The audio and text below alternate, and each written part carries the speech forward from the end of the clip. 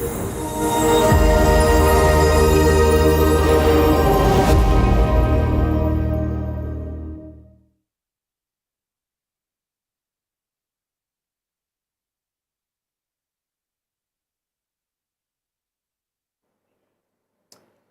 and welcome to today's edition of the Issues on Voice of the People TV. I am your host, Jerry Apelihai. Welcome to the Issues, where we delve into the wide range of topics that impact our daily lives. Our team of analysts provides a deep insight and comprehensive overviews of the matters that affect people the most. Join us as we explore the complex discussions that shape our society, equipping you with expert perspectives to navigate the path ahead. First on the agenda today, Gani Adams, the Ààrẹ Ọ̀nà Kakanfò of Yoruba land, has slammed President Bola Tinubu, noting that he has disappointed Nigerians who believed in him. Adams, in an open letter to Tinubu dated September 10, expressed disappointment that Tinubu has performed much more than his predecessor, Muhammadu Buhari, whom Nigerians had heaved a sigh of relief when he left office in 2023 due to his poor performance.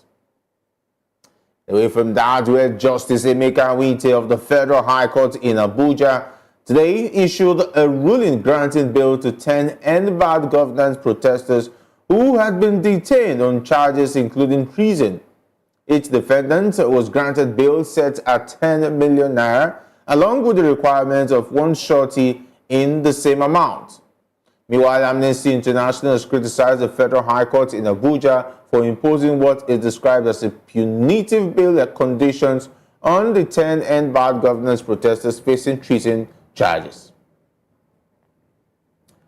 Still more, where the Open Society and Justice Reform Project OSJRP has slammed the President Bola Tinubu's Nigerian government over the arrest of the President of the Nigerian Labour Congress, Joe Ajaho, by the Department of State Service, DSS, and the DSS invasion of the Socio-Economic Rights and Accountability Project Office in Abuja. The group's executive director, Barrister Sam Akpologun,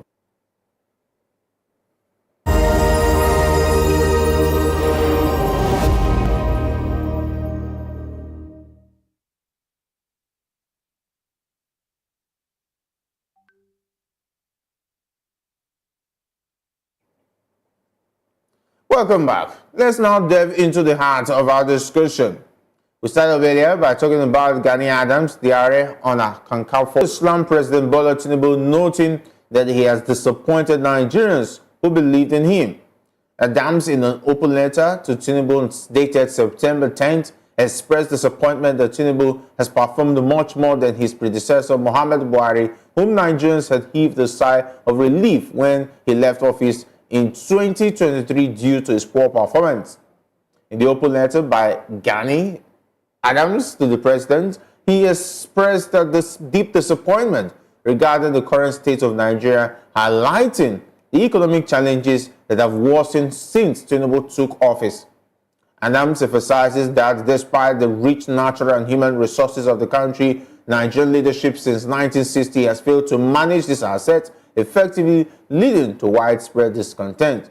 He noted that many Nigerians had high hopes for Tinubu, especially after his Emilokon campaign during the 2023 elections, but felt let down by his performance, particularly regarding rising fuel prices and the devaluation of the Naira. Today, I'm delighted to be joined by Mr. Peter Nosike. Mr. Nosike is a philosopher, a development economist, and best-selling author.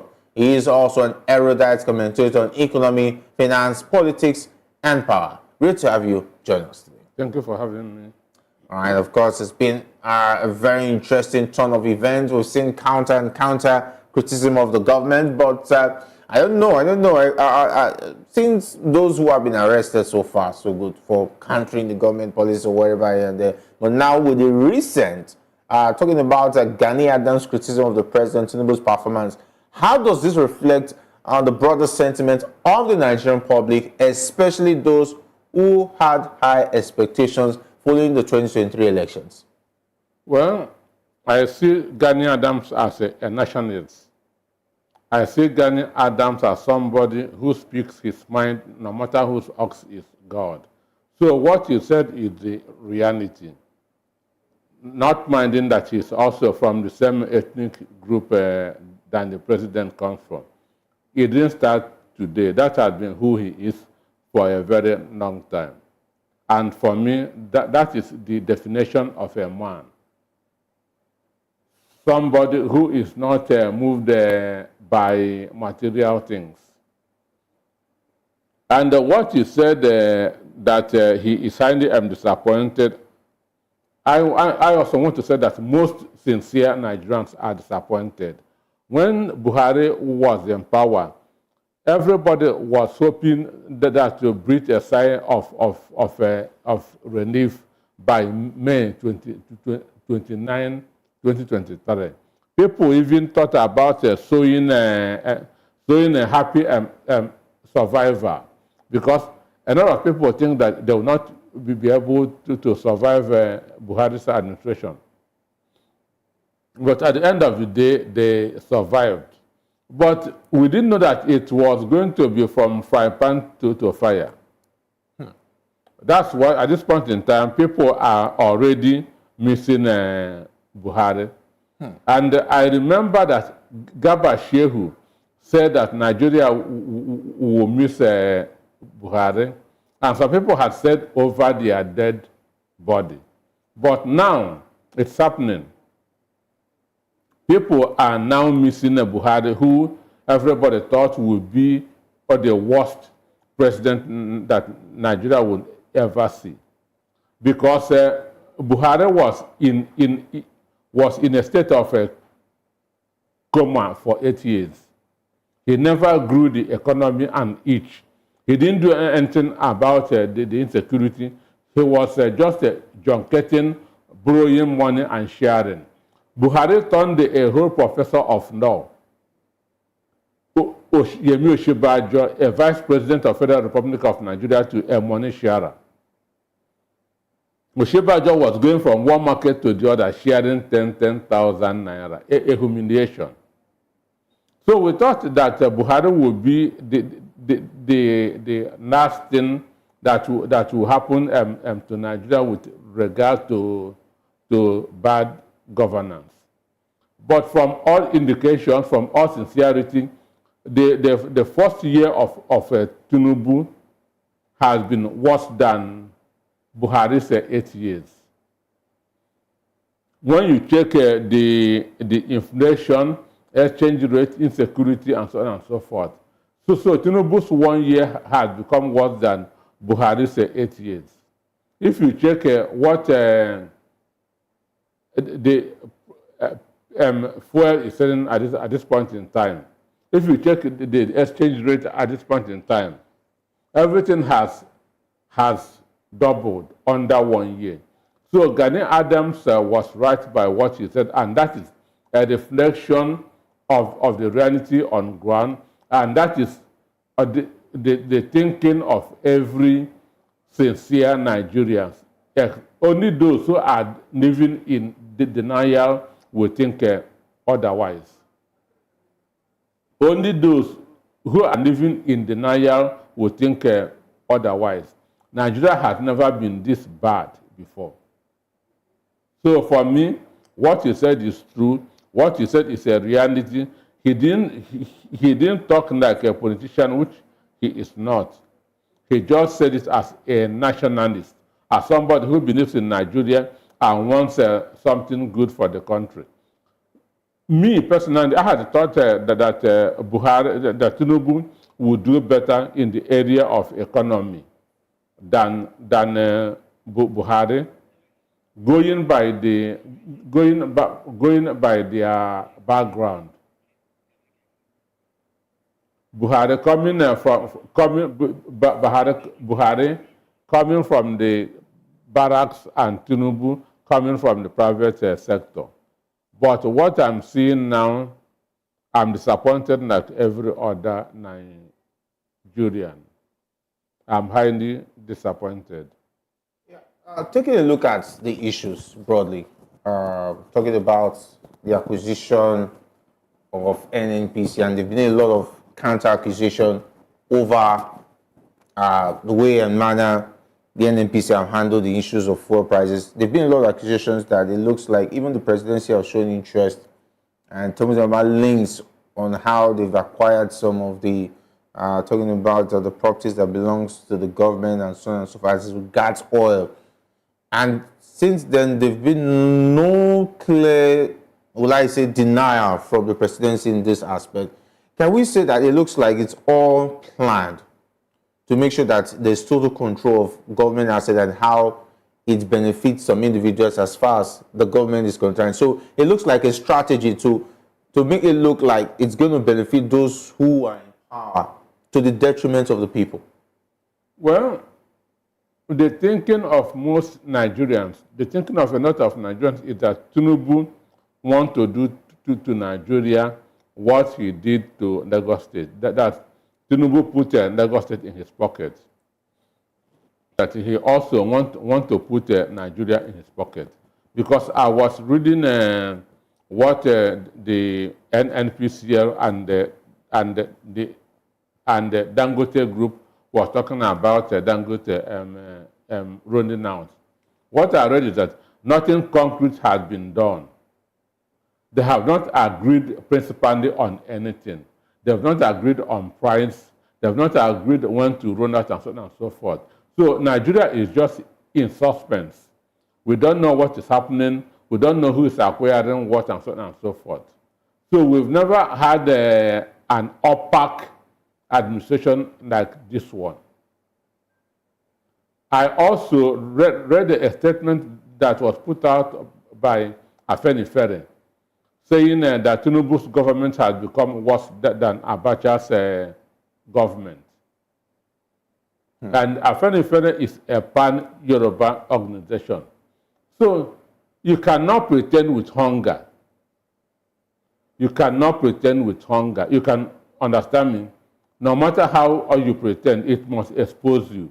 So most Nigerians are going to bed without food. For how long can you pretend?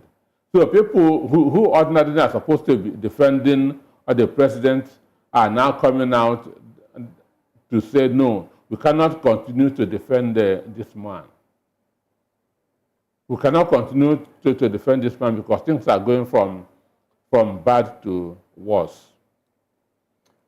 Given the increasing discontents and the way things are going, how long are we going to wait for the president to do the pleasing thing or the expected things that Nigerians really expect from him? Or are we going to continue this way and for the next 3 years, as the case is?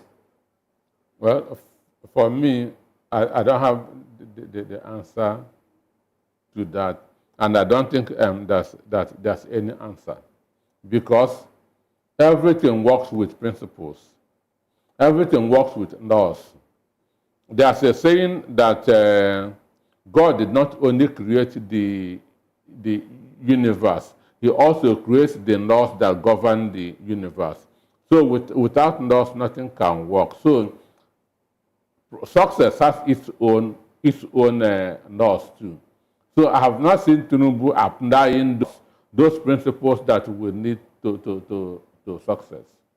There's been a lot of, there was an accusation not too long ago that Dangote was trying to monopolize talking about the oil sector due to his Dangote refinery and so on and so forth. Now, we've been waiting for Dangote to roll out fuel. Though they said we should goes direct to the pockets and the cronies of the government, instead, at the detriment of Nigerians, not minding whether we are going to buy fuel for 800 naira per liter, 1,000 naira per liter. If that is the case, so what is now the interest of him running for president and becoming the president and trying to say that he was going to alleviate the sufferings of Nigerians? Is that not double standard? Did he say that? I didn't hear that. Okay, he said it was going to be the government, that it was his turn to be in charge. But he has already defended subsidy removal. He said that he's going to widen the tax net, the tax net, and then reduce purchasing power. The purchasing power, which means he has succeeded in doing that. Which means to make Nigerians poorer. So he has succeeded in doing that. He has succeeded in expanding the tax net and again making Nigeria poorer. So he had fulfilled what he promised Nigerians. So I wonder But recently the vice president said the subsidy was removed so as to talking about develop infrastructure, reduce inflation, and so on and so forth. All of these promises. We are talking about the president. Gani Adams spoke about Tinubu. He didn't speak about Shetima. Shetima was speaking on behalf of the president. So I'm saying that Tinubu promised to widen the tax dragnet, which he had done. He said that he is going to reduce the purchasing power, which he has done. Because if you struggle and get money now, it becomes worthless. It cannot buy you anything, going by the exchange rate. If you try and get money, it cannot buy you food, which means you are now far poorer than when he came into office. Food prices are increasing every day. Transport prices are increasing every day. Schools has increased their school fees. All the schools have increased school fees. So he has succeeded in making you poorer, which is one of his cardinal objectives. And when he was saying this, nobody said no. Nobody said no. That's why when some people said that in the Bible, they say that serpent deceived Adam and Eve. I say no, serpent did not deceive Adam and Eve. Serpent told them the truth. Serpent told them, if you eat of these fruits, your eyes will open and you will know good and bad. They ate that fruit and their eyes opened. They now realized that they were naked. Then they have to go and cover themselves. So what Satan told them that the fruit would do is what it did. Okay. Understand me? In philosophy, we define the word truth as confirmation of the intellect with an object. That's how truth is defined in philosophy. Confirmation of the intellect with an object. For instance, if I tell you if you go outside there, there's a red car, and you go outside there and you see a red car, it means that what I told you is the truth. So Tinubu said that he's going to widen the tax dragnet and reduce the purchasing power. He has done that. So he didn't deceive Nigerians on his mission. How might Gani Adams' open letter impact on Tinubu's political capital and his ability to govern effectively, considering the current economic and social climate in Nigeria? That's if he cares about it. That's to start with. One, before you begin to make amend, you must admit that you are not doing well or that you have made a mistake. Has Tinubu admitted not doing well? Has Tinubu admitted that he is making a mistake? Has Tinubu admitted that he is going on the wrong path? He has to admit this before he will want to make amend. They say if it's not broken, don't mend. So Tinubu feels that he is on the right path, that his programs, that his policies are on the right path. So he has not taken responsibility for his failures.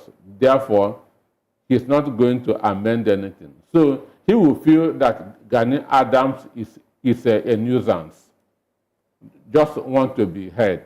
Do you think he should not be taken seriously? Talking about Gani Adams, for instance. Do you think that Tinubu that you know will take Gani Adams, a carpenter, serious? But do you taking a look at the position as the owner of the Yoruba land, he should not be taken seriously when he... Does he think that thing that you called means anything to him, to Asiwaju of Africa? His own is of Yoruba land. He is Ashwaju of Africa. That's what Dangote called him on the day of commissioning of his refinery. All right. And of course, so what does this mean ahead of the 2027 elections in terms of how the people will vote? Does this have any form of influence on how people will perceive the presidency or the government of Tinubu? In politics, 24 hours is a long time. In politics, 24 hours is a long time. So you cannot talk of how people will vote in 2027.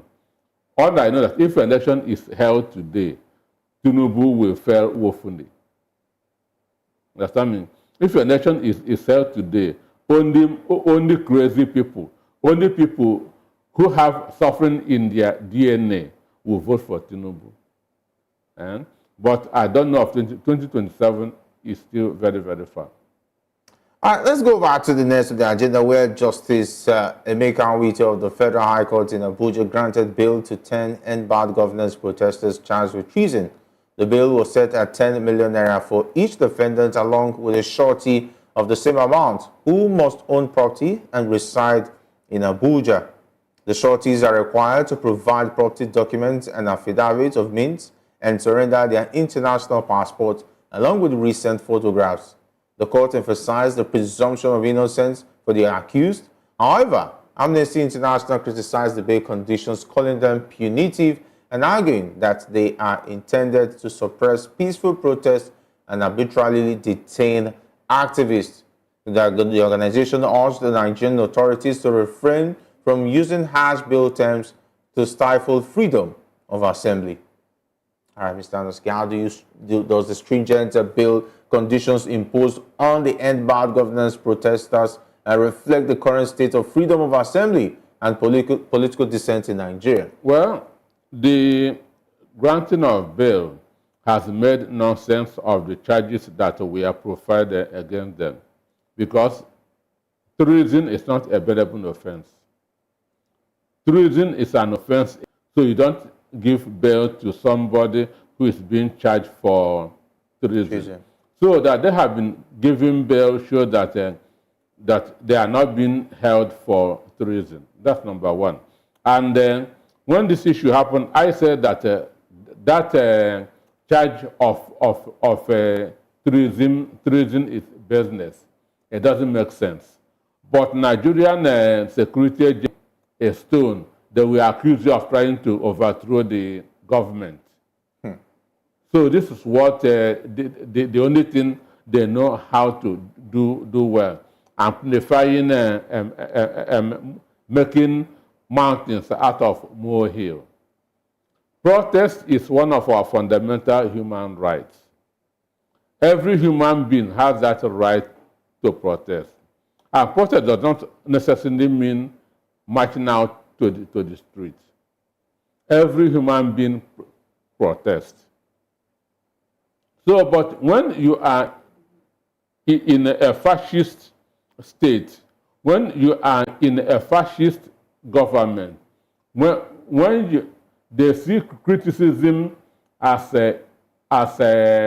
trying to pull down a government, and this happens when you are insecure, when you don't have confidence in what you are doing, you now begin that to chase shadows. You understand me? When somebody opens his mouth, you begin to shout that this person is against you because you are not doing the right thing. So what they did is within their rights. And I know that at the end of the day, court, if we have justice in the country, court will set them free. If we have justice in the country, court will set them free, because what they did is within their rights. They were not armed. They did not go to the presidential villa. They didn't go to the National Assembly. Why are you accusing them of all those monumental offenses? All right, taking a look at what the impact of the 10 million naira bill requirements and the need for sureties with property in Abuja, what would it have on the ability of the ordinary citizens to support and engage in peaceful protests, knowing that when they get arrested and charged, they might be asked to provide such to get a bail? Well, when you are asked, when you are given a bail of 10 million, it doesn't mean that you are to bring 10 million.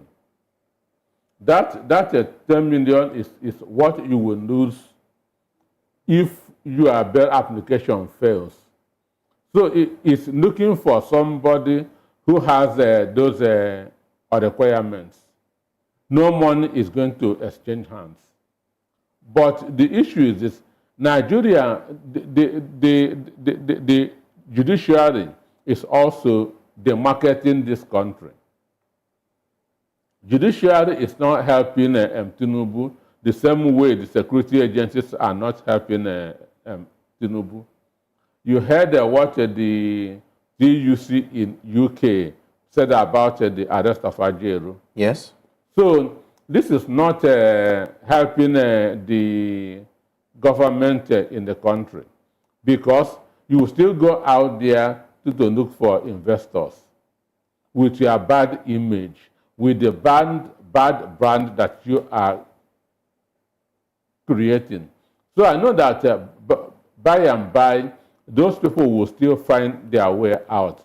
You cannot beat a child and stop that child from crying. If you want to stop protests, bring good governance. If you want to stop protests, govern well. People cannot be suffering and you are enjoying and you tell them not to protest. You cannot. That's why they say that a hungry man is an angry man. This statement did not originate in Nigeria. A hungry man is an angry man. People have been saying it even before our forefathers were born. So you cannot control a hungry man. I keep on saying the only way to stop all these things is let them bring good governance. Let them bring up policies, programs that will impact positively on the life of the citizens. Let them bring policies that will bring the cost of food down, bring the cost of transport fare down, bring affordable electricity, and then bring down insecurity. Nigeria is not a difficult country to govern, but the problem is we have leaders that knows next to nothing about governance. All right, talking about the plans in October to have a protest, talking about the IGAD Governance too. Take a look at the way those protesters have been treated, arrested, charged for treason, and so on and so forth.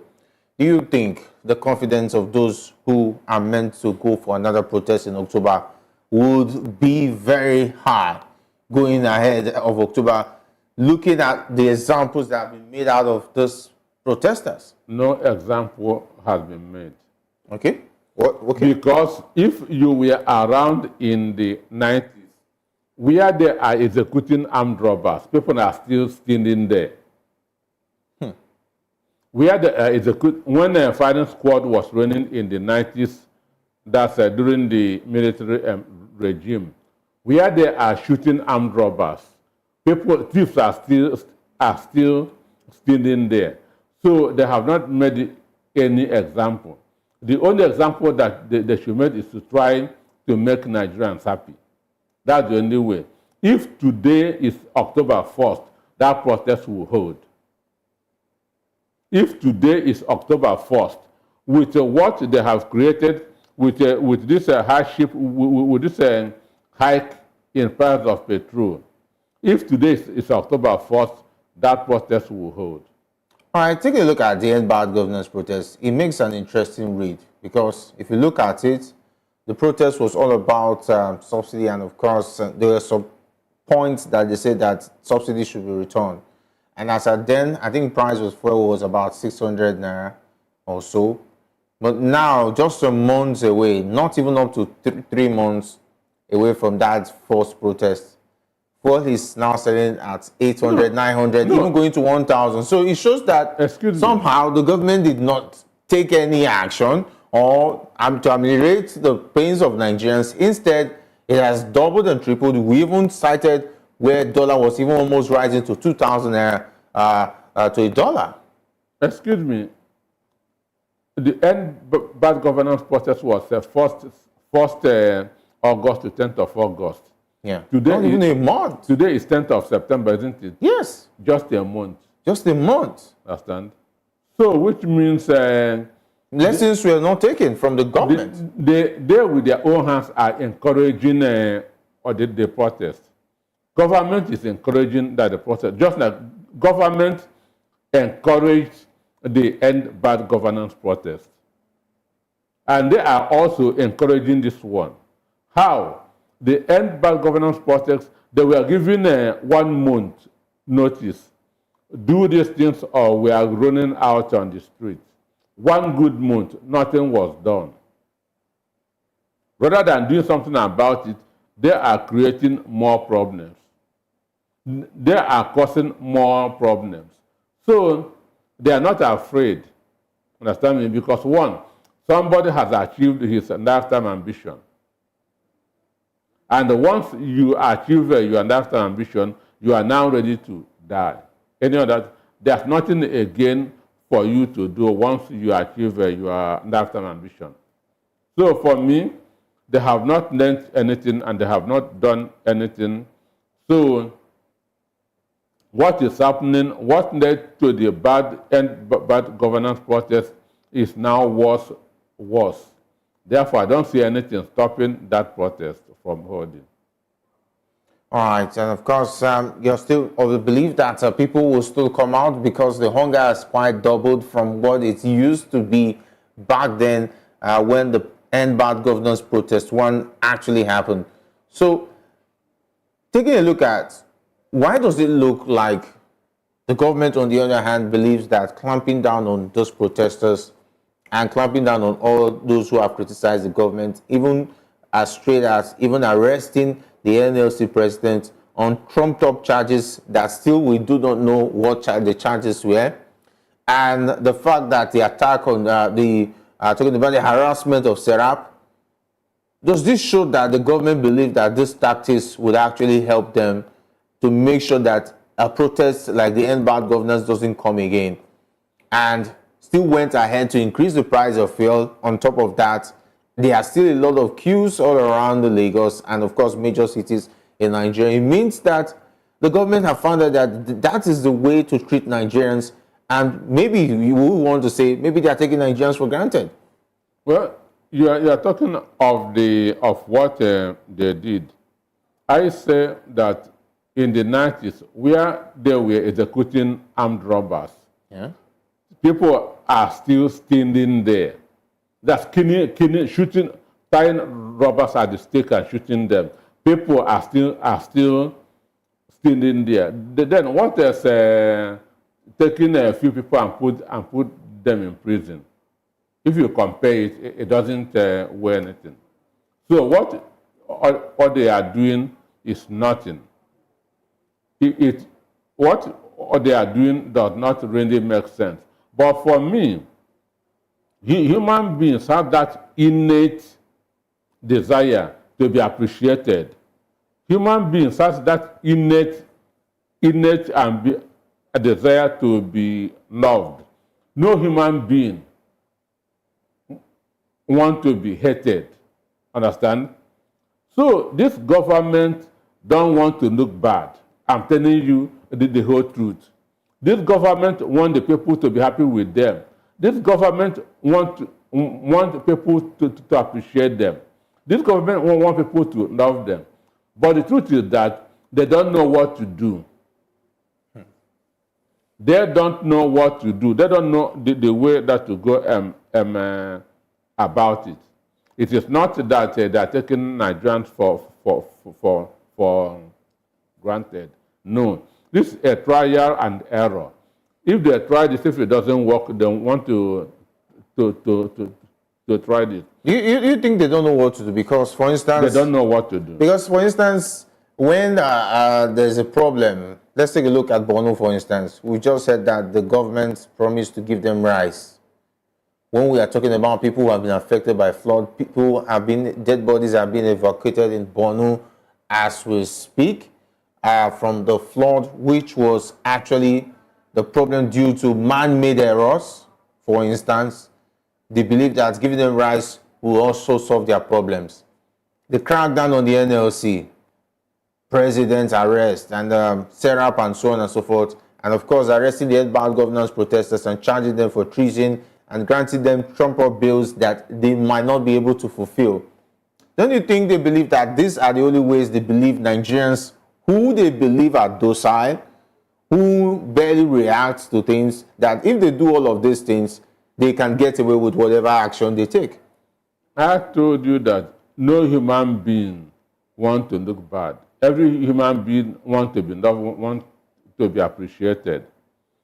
But do you think this government care? They want the love of Nigerians? They want, but they don't know how to go about it. They have run out of ideas. They run out of ideas.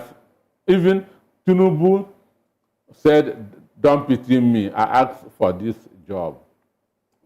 Understand me? But he came unprepared. And his team are also unprepared. Nobody succeeded alone. Every company, every team is as good as its team. Tinubu came with a very bad team. Tinubu came with an unprepared team. And from the beginning, he never even thought of winning the election. Okay, you mean that when he was campaigning, he didn't think he was going to win? Buhari messed up everything for him. You think? And of course, because we all saw the videos of where he was speaking out of turns, where he was making a lot of funny memes and so on, and people were even thinking that he was not really okay. But all of a sudden, when he won the election, he's looking fit and even fiddle, and he can even jog from here to for 30 kilometers, and nothing is going to happen. No, when he said that you should go out and you grab it, take it and run. Understand me? Yeah. That shows you that this is what he is hoping to do. You know that he cannot win by a free, fair, credible election. That's why he said that you must go, grab it, take it and run. Understand me? And that is why they were boldly telling you to go to court if you are not happy with the election. So he knows that he can never win by free, fair votes. So, but he has won, understand me? Now, winning is one, governing is another thing. So what he did is like somebody who stole a medical certificate now to be called a doctor, then go to the theater, perform a surgery, you murder that patient. And what is it with the APC, for instance? Because I stumbled upon a tweet that really asked a lot of questions, and it makes me want to ask this question: what is it with the party in terms of providing the leaders they push forward to contest in elections? Take a look, for instance, at those states. It amazes me that a governorship candidate cannot express himself, and they are pushing him to become the #1 man in a state. We've seen situations where questions are being asked in terms of the credibility of the candidate that comes out from this political party. What is it about the type of candidate that comes out from this party? He become a senator? What are you talking about? The APC governorship candidate in Edo. That's the question. That's the question we are asking. How come that these are the kind of leaders that are coming out to contest in elections and, for instance, even win elections? No. APC has one ambition. PDP ruled for 16 years. We must rule for 16 years. Even when the person is not capable? PDP ruled for 16 years. We must also rule for 16 years. So this is the mindset. Their intention is to achieve that which PDP achieved, and never to govern other people. That's why they're always thinking of the next election instead of the welfare of the people. In Abuja now, you see billboards, Tinubu for 2027 in Abuja. So the argument is that PDP ruled for 16 years, we must rule for 16 years, no matter how the people feel. So this is the foundation of what is happening now. Because when you are going on a mission, what is your mindset? Understand me? What's your mindset? So what they are doing is not a surprise to anybody who has followed them. They just want to equal that thing that PDP did, no matter how other people feels. All right, but let's go back to Katsina State, where we want to wrap it up, where the governor, talking about Governor Diko Rada of Katsina State, addressed the severe security issues bedeviling the state. He revealed that one local government area with over 200 villages and 10 wards is patrolled by only 39 police officers with just 9 guns, and of which only 5 are functional. He expressed concern about how such limited resources could ensure the safety of the area. And as we speak, Katsina is one of the states most rattled by bandits. The bandits are aware of the situation. What is the fate of those villages, knowing that they are not well policed? Mind you, that's the state of the immediate past head of state, a general. Understand me? So that's why I keep on saying that being president benefits not more than 1,000 people directly. Being president benefits not more than 1,000 people directly. What did Katsina people benefit from Buhari's 8 years in office? The governor advised them to resort to self-defense. That it's embroidered in Islamic teachings that they should be able to defend themselves. So for me, self-help is important, but you must not put the law into your hand. You must not practice jungle justice. Nigeria is grossly under-policed. This is a country of over 200 million people, but we don't have up to 2 million policemen. And the international standard for policing is a 1 policeman per 400 people. 1 policeman per 400 people. But in Nigeria, you see 1 policeman for more than 5,000 people. How can he do it? Pretty sad. Pretty sad. Of course, I want to say big thanks to Mr. Anosike flying solo today. You must have exhausted yourself, and of course, you've done excellently well being with me on the issues this evening. Thank you for having me. And it's always a pleasure. And of course, big thanks, Mr. Anosike, once again, for being a part of the issues. As we conclude today's edition of the issues, we thank you for joining us once more. And of course, join us again tomorrow for another beautiful edition of the issues. And don't forget to follow us on all our social media platforms at VOP TV Live. I am your host, Jerry Apelihai. Good evening.